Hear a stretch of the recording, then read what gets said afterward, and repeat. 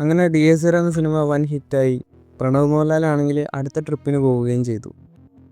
ഇനി ഏതെങ്കിലും പടം അനൗൺസ് ചെയ്യുന്ന സമയത്ത് തിരിച്ചു വരും. DSR സിനിമയുടെ 2 ദിവസത്തെ വേൾഡ് വൈഡ് കളക്ഷൻ നോക്കാം. പ്രിവ്യൂ ഷോകളിൽ നിന്നും 1,93,00,000വും ആദ്യ ദിവസം 9,77,00,000മാണ് സിനിമയ്ക്ക് വേൾഡ് വൈഡിൽ നിന്നും കളക്ഷൻ കിട്ടിയത്. രണ്ടാം ദിവസത്തിലേക്ക് വരുമ്പോൾ ഏകദേശം 14,52,00,000 രൂപയാണ് സിനിമയുടെ കളക്ഷൻ. അങ്ങനെ 2 ദിവസം കൊണ്ട് 26,22,00,000 രൂപയാണ് സിനിമയുടെ വേൾഡ് വൈഡ് കളക്ഷൻ. സൺഡേ ദിവസം DSR സിനിമയ്ക്ക് കേരളത്തിൽ ഏകദേശം 5,40,00,000-ഓളമാണ് സിനിമയുടെ ട്രാക്കഡ് കളക്ഷൻ. ഗ്രോസ് കളക്ഷൻ ഏകദേശം 5,80,00,000 അടുത്തുണ്ടാവും. മോളിവുഡിൽ റേറ്റഡ് ആയിട്ടുള്ള സിനിമകളിൽ ഏറ്റവും കൂടുതൽ കളക്ഷൻ കിട്ടിയ സിനിമയാണ് മാർക്കോ. ആ ഒരു സിനിമയുമായിട്ടാണ് DSR അപ്പോൾ ബീറ്റ് ചെയ്യുന്നത്. 3 ദിവസത്തെ സിനിമയുടെ എസ്റ്റിമേറ്റഡ് കേരള കളക്ഷൻ എന്നത് ഏകദേശം 15,60,00,000-മാണ്.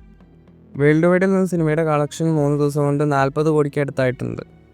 മാർക്കോ സിനിമയുമായിട്ട് നമ്മൾ കമ്പയർ ചെയ്യുകയാണെങ്കിൽ ഈ ഒരു സമയത്ത് മാർക്കോ സിനിമ കേരളത്തിൽ 14 കോടിയാണ് കളക്ഷൻ നേടിയത്. അതുപോലെ വേൾഡ് വൈഡിൽ നിന്നും 31,30,00,000 രൂപ മാർക്കോ സിനിമയ്ക്ക് കളക്ഷൻ ഉണ്ടായിരുന്നു. എന്തായാലും വരും ദിവസത്തെ കളക്ഷൻ പ്രകാരം പ്രണവ് മോഹൻലാലിൻ്റെ മൂന്നാമത്തെ 50 കോടി ചിത്രമായിട്ട് DSR മാറും. ഇനി സിനിമ 100 കോടി കളക്ഷനിലേക്ക് എത്തുമോ ഇല്ലയെന്ന് കാത്തിരുന്ന് തന്നെ കാണാം.